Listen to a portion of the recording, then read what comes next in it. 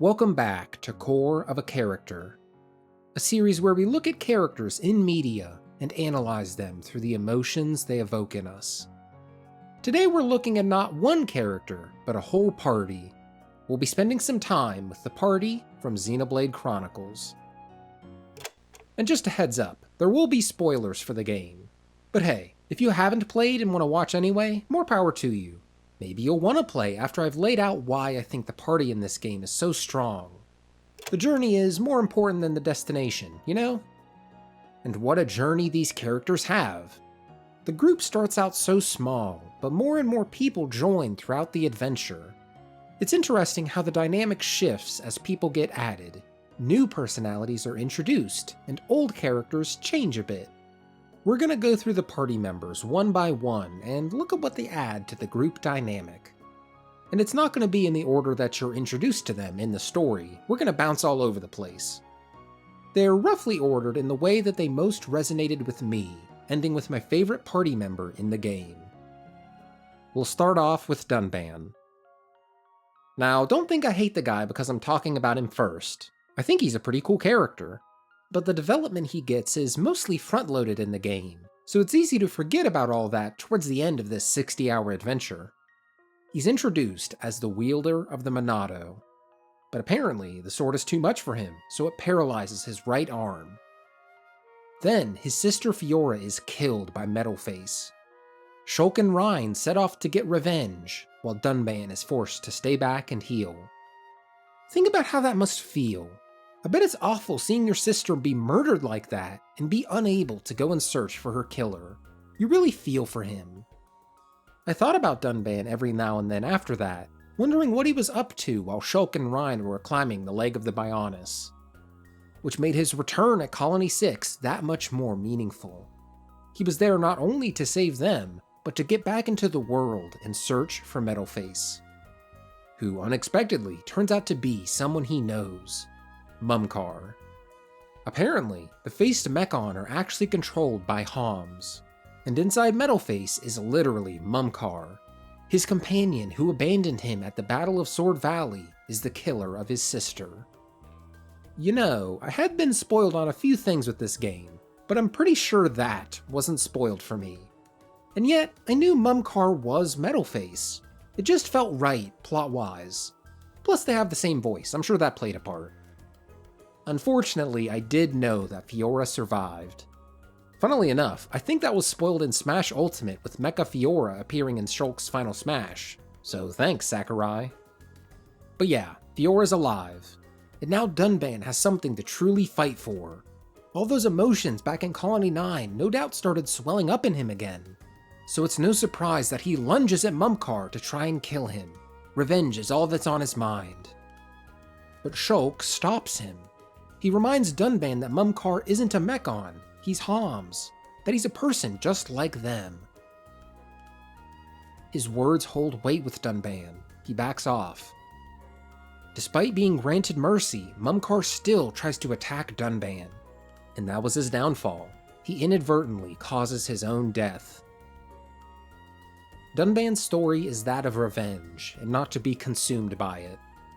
He's more mature than all the other party members, and it feels like he's really been through a lot. In the story here, we practically see the most important moment in his life. He could have chosen to give in to his violent urges to kill Mumkar, but he decided to spare him out of a respect of life for all Homs. Mumkar still died, but it's the thought that counts. Reyn is a character that doesn't go through as much as Dunban or the other characters, but his journey is still important. He was close to Fiora too, and still took her death really hard. That's not the interesting angle on Reyn though. What I find interesting is his relationship with Shulk. They were best friends since childhood, and Reyn always looked over Shulk. That's even reinforced through the gameplay. He has abilities that draw aggro from enemies so they'll focus on him. It seems like Shulk's the brains of the pair, and Reyn's the brawn. But things change throughout the course of the story. Shulk gains control of the Monado. That's the one way for the party to damage Mechon for a good long while. But even outside of that, Reyn acknowledges that Shulk is just plain stronger than him these days. He's gone through a lot of growth since he was picked on as a kid. Rein feels useless now that he's weaker than Shulk. He has a moment with Sharla that changes things for him, though. She recounts her time back in Colony 6 and tells Rein that they had no choice but to be strong. Any lapse in that determination would mean death for everyone that they loved. Rein finds solace in those words. Even if he might not be stronger than Shulk, he can support him in his journey forward. Watch his back in ways that he could never do himself. Like literally watching his back. The way Rein is able to find peace with the fact that he's not the strongest guy of the duo anymore is inspiring. Sometimes your friend is just on the come up, and you gotta do your best to support them. Ricky is... Honestly, I don't even think Ricky had character development. I can't think of any big moments where he has a realization about himself or his situation. He's just kinda flat, character-wise. With that said, I still like the role he plays in the story. His determination to become a powerful hero pawn and prove himself to his village and family is admirable. The Nabon generally don't act very serious, but you get a slight taste of Ricky's mature side via his determination. To live up to the role of legendary hero pawn that the village elder secretly made up to get him to pay his debts. But beyond that, he's mostly comic relief. Though I have to thank the Future Connected epilogue for giving me a deeper appreciation of Ricky. Future Connected takes place a year after the main story and sees you playing as good old Shulk and Melia. But there's two new party members introduced, Kino and Nene, children of the great hero pawn Ricky. Nene is Kino's older sister. The way she's kinda become almost a mother to him in this situation is adorable. I can't remember when, but I'm pretty sure one of the characters directly says that. I loved hearing the two occasionally drop lore about Ricky.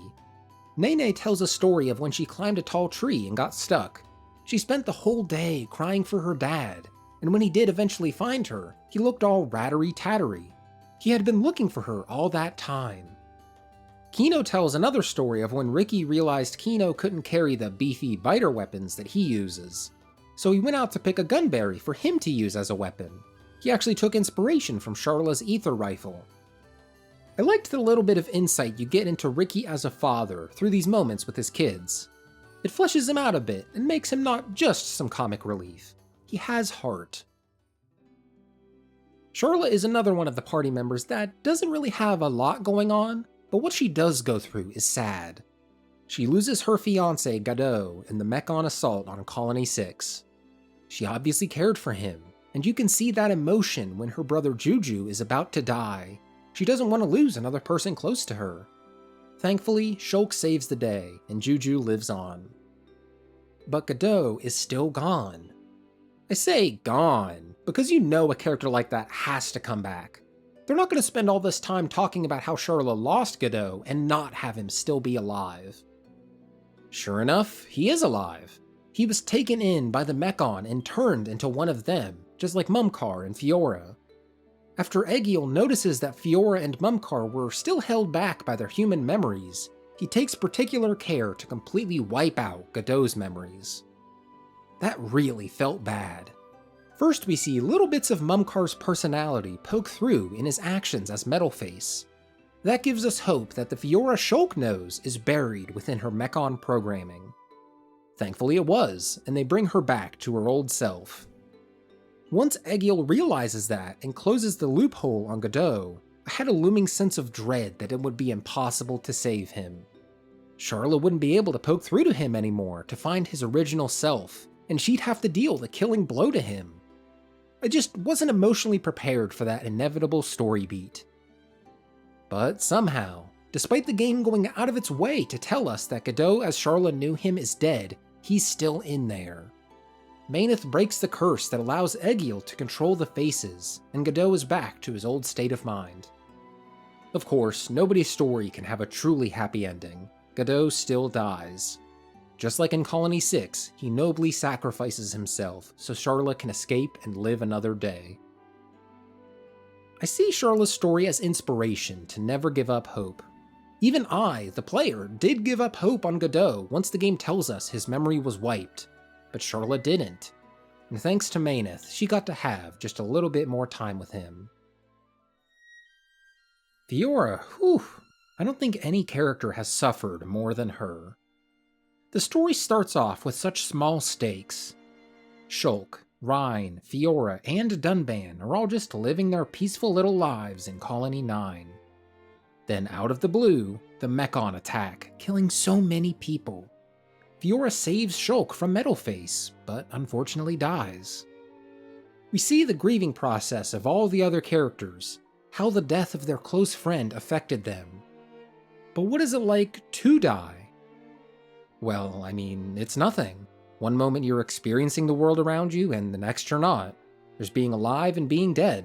After death, there's nothing. For most people, but not for Fiora. She is brought back, but not as a normal Homs. She's brought back as a Mechon, the same type of creature that killed her. Her whole being is placed into a metal body that she has no familiarity with.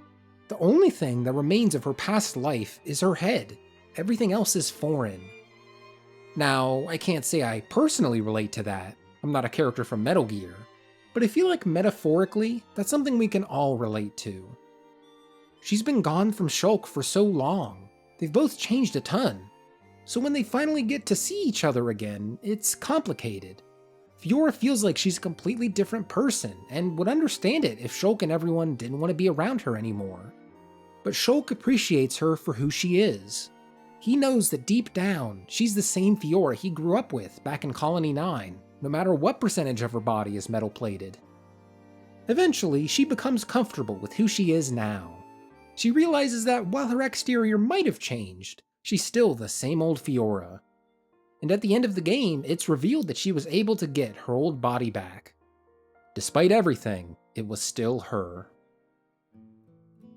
Shulk. Where do I even start with this guy?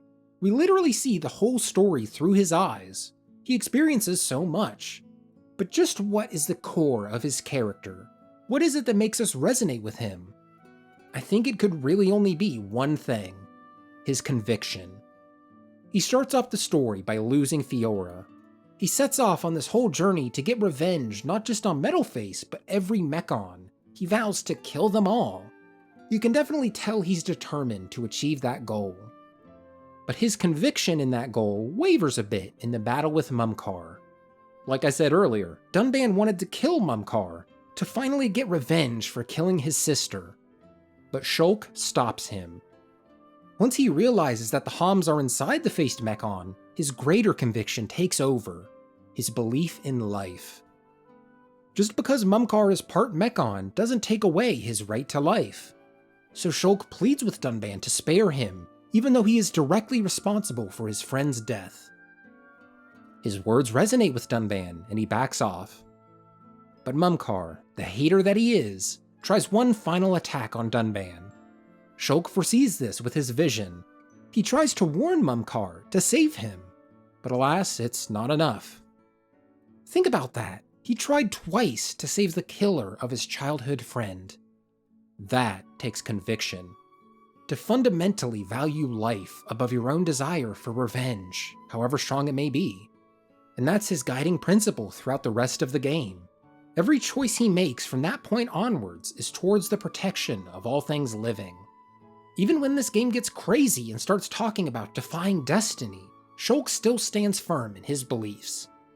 Even when granted the opportunity for eternal life and unimaginable strength, even when offered the role of literal God, Shulk decides he'd rather just live a normal life. After all, little by little, each day as it comes, that's how he thinks he should live. He doesn't need any of that God nonsense. And so his wish is granted. Life continues as it normally does in their world, this time with no God pulling the strings. Every person is in control of their own destiny.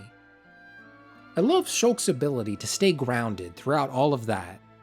And sure, it's the obvious choice from a writing perspective for Shulk to choose the mundane life rather than becoming an actual god. But it feels good anyway. I think they earned that moment rather than it feeling like it had to happen. Though, where does that leave this world now? With no gods in the background controlling everything, who leads the peoples of Bionis now? I'm sure leaders naturally will rise up among the different groups, but one leader is obvious. Melia. I don't know if she's the one that suffered the most out of the party, but it feels like she's gone through the most, if that makes sense. First, she's the crown princess to the High Entia, but she's not of pure blood. Her mother was Hom's, so that's already one thing against her from birth. That's something she can never change. There's this whole conspiracy dedicated to taking her out because of her impure blood. Second, she watches her father die on Prison Island. I don't even need to say much there, that's just tragic. Third, because of her impure blood, she's a part of the small group of High Entia that weren't turned into Telethia.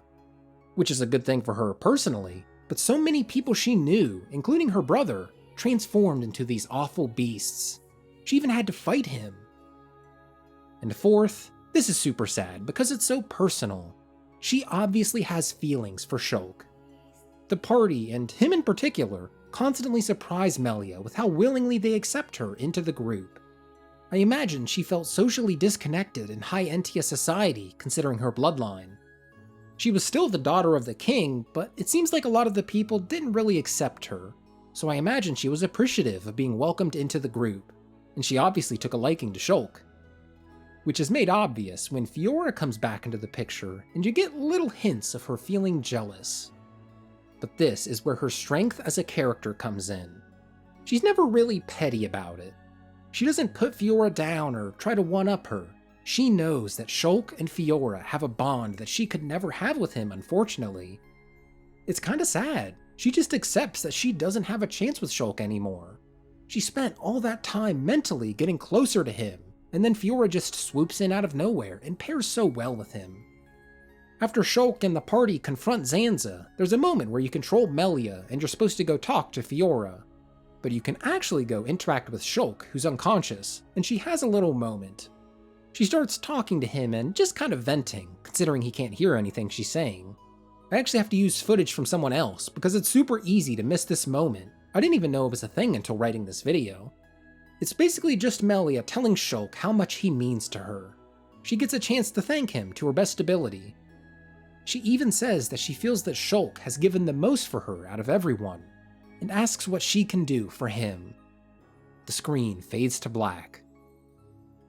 It immediately fades back in with her saying, "What was I trying to do? No!" Then she seems apologetic. Did she just try to kiss him? I can't believe I missed this. What a bizarre moment to include and have it be completely missable. I guess it really puts into words just the turmoil she was going through with him at the time.